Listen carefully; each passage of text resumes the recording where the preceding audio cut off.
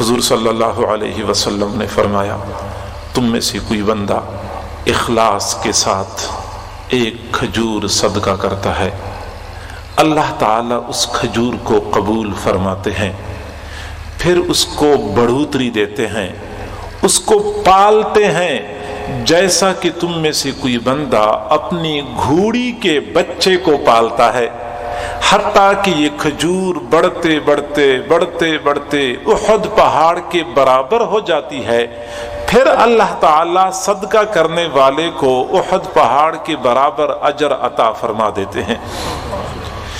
ایک کھجور صدقہ کرنے پہ احد پہاڑ کے برابر اجر۔ ہمیں سمجھایا جاتا ہے کہ نیکی کا اجر 10 گنا ملتا ہے، کبھی کہتے ہیں کہ نیکی کا اجر 70 گنا ملتا ہے، کبھی کہتے ہیں کہ 700 گنا ملتا ہے، کبھی کہتے ہیں 7 لاکھ گنا ملتا ہے۔ یقیناً یہ تمام تر اندازے فقط بندوں کو سمجھانے کے لیے ہیں، ورنہ اللہ تعالیٰ جب دینے پہ آتا ہے تو بندوں کے یہ پیمانے فیل ہو جاتے ہیں۔ حضرت داؤد علیہ السلام نے اللہ تعالیٰ سے دعا مانگی، روی ان داؤد علیہ السلام سأل ربہ ان یریہ المیزان۔ داؤد علیہ السلام نے اللہ تعالیٰ سے دعا مانگی، اللہ مجھے میزان کا ترازو دکھا دیجئے۔ ابھی جو میزان کے ترازو کا تذکرہ ہو رہا ہے، مجھے میزان کا ترازو دکھا دیجئے۔ فَأَرَاهُ كُلَّ كَفَةٍ كَمَا بَيْنَ الْمَشْرِقِ وَالْمَغْرِبِ، میزان کے ترازو کا ایک ایک پلڑا مشرق سے لے کے مغرب تک کا بڑا تھا۔ فَلَمَّا رَآهُ غَشِيَ عَلَيْهِ، جب داؤد علیہ السلام نے دیکھا اتنا بڑا پلڑا، بے ہوش ہو گئے۔ فلما افاقا، جب بعد میں ان کو افاقہ ہو گیا، قال، عرض کیا، الہی من ذا الذی یقدر ان یملأ کفتہ حسنات، اللہ کون ایسا بندہ ہے جو اتنے بڑے پلڑے کو نیک اعمال سے بھر سکے؟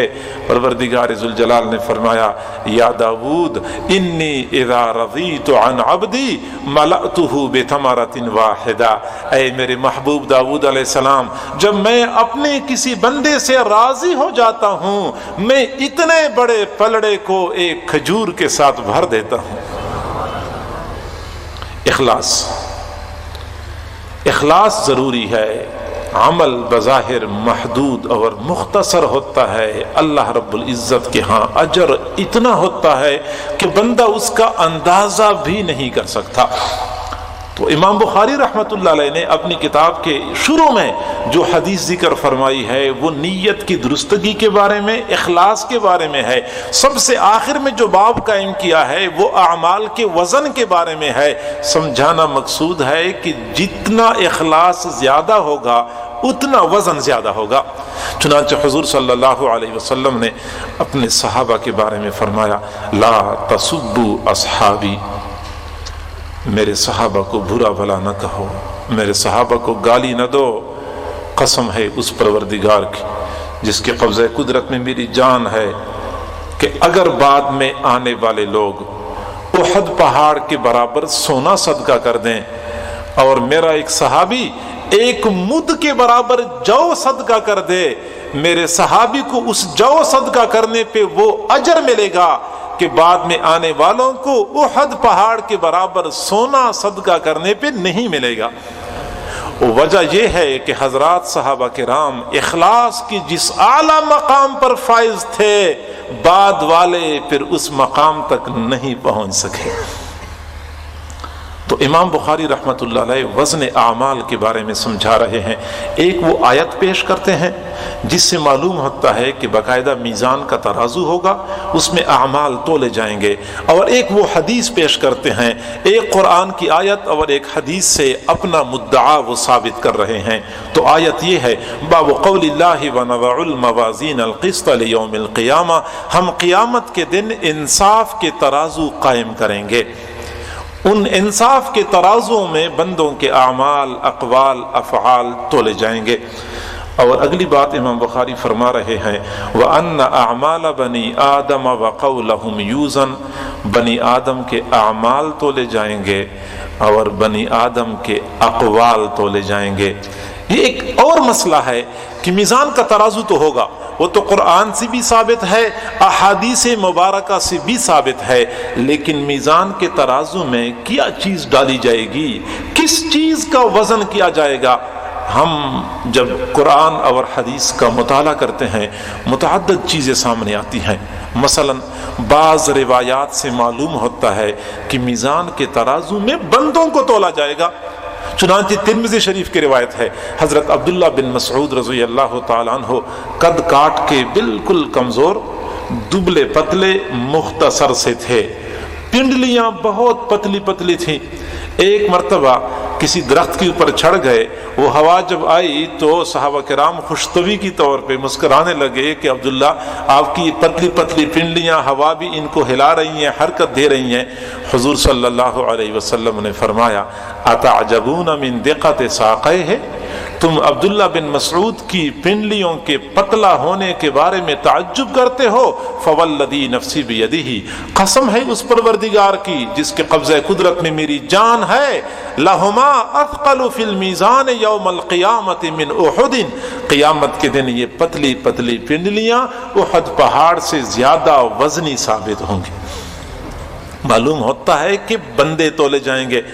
اور اسی طرح بخاری شریف کی ایک روایت ہے، حضور صلی اللہ علیہ وسلم نے فرمایا انہ لیأتی الرجل العظیم السمین یوم القیامت لا یزن عند اللہ جناح بعوضہ، قیامت کے دن ایک بہت موٹا فربا سمین عظیم بندے کو لایا جائے گا، اور اس کا وزن اللہ تعالیٰ کے ہاں مچھر کے پر کے برابر بھی نہیں ہوگا۔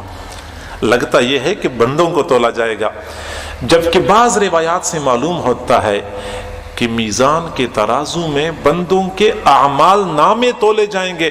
چنانچہ حدیث البطاقہ مشہور حدیث ہے کہ قیامت کے دن ایک بندے کو لایا جائے گا اور اس کے برے اعمال پر مشتمل 100 بڑے بڑے رجسٹر پیش کر دیا جائیں گے، اتنے بڑے ہوں گے کہ جتنی بندے کی نظر پہنچتی ہے 100 بڑے رجسٹر ہوں گے، اور نیک اعمال پر مشتمل کاغذ کا ایک چھوٹا سا ٹکڑا ہوگا۔ اللہ تعالیٰ فرشتوں کو حکم دیں گے کہ تولو ان کو، وہ بندہ خود کہے گا اللہ تولنے کی کوئی ضرورت نہیں ہے، کوئی جوڑی نہیں ہے، کوئی مناسبت ہی نہیں ہے، میں مانتا ہوں میرے برے اعمال زیادہ ہیں۔ اللہ تعالیٰ فرمائیں گے نہیں، یہ میرا عدل کا دربار ہے، یہ انصاف کا دربار ہے، میں نے آج عدل اور انصاف کو قائم کرنا ہے۔ چنانچہ ایک طرف پلڑے میں 100 بڑے بڑے رجسٹر ڈال دیے جائیں گے، دوسرے پلڑے میں کاغذ کا ایک چھوٹا سا پرزہ ڈال دیا جائے گا، وہ چھوٹا ٹکڑا ان تمام رجسٹروں کے اوپر بھاری ہو جائے گا، کیونکہ کاغذ کے اس چھوٹے سے ٹکڑے میں لا الہ الا اللہ لکھا ہوا ہوگا۔ اللہ تعالیٰ کو توحید سے ذاتی طور پہ محبت ہے، شرک سے ذاتی طور پہ نفرت ہے۔ آپ اندازہ لگائیں کہ توحید پر مشتمل ایک مختصر کلمہ ہے، لیکن یہ کتنا وزنی اور کتنا بھاری ہے۔ تو لگتا یہ ہے کہ اعمال نامے تولے جائیں گے، جبکہ بعض روایات سے معلوم ہوتا ہے کہ نیک اعمال کرنے کے لیے بندہ جو اسباب اختیار کرتا ہے وہ اسباب تولے جائیں گے۔ بندہ وضو کرتا ہے، وضو کے لیے جو پانی استعمال کرتا ہے یہ پانی تولا جائے گا۔ بندہ جہاد کے لیے گھوڑا پالتا ہے، یہ گھوڑا میزان کے ترازو میں تولا جائے گا۔ اور گھوڑا جو لید کرتا ہے لید بھی تولا جائے گا، پیشاب کرتا ہے یہ پیشاب بھی تولا جائے گا، یہ چارہ کھاتا ہے چارہ بھی تولا جائے گا، یہ پانی پیتا ہے یہ پانی بھی تولا جائے گا۔ ایک عالم لکھتا ہے قلم کی سیاہی یہ تولی جائے گی۔ چنانچہ حدیث شریف میں آتا ہے یوزن مداد العلماء بدماء الشہداء فیزن مداد العلماء علی دماء الشہداء یوم القیامہ، قیامت کے دن علماء کے قلم کی سیاہی شہداء کے خون سے زیادہ بھاری ثابت ہوگی۔ تو علماء کے قلم کی سیاہی تولی جائے گی۔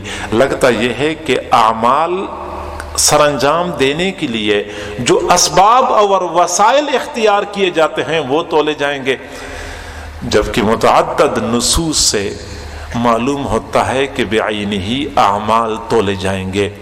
اب میں مطلب کی بات کرتا ہوں کہ ہمیں اس سے کوئی غرض نہیں ہونی چاہیے کہ میزان کے ترازو میں کیا چیز تولی جائے گی، یہ ہمارا کام نہیں ہے، یہ میرے رب کا کام ہے۔ رب چاہے تو بندے کو تولے، چاہے تو اعمال نامے کو تولے، چاہے تو اعمال کو تولے، یہ ہمارا کام نہیں ہے۔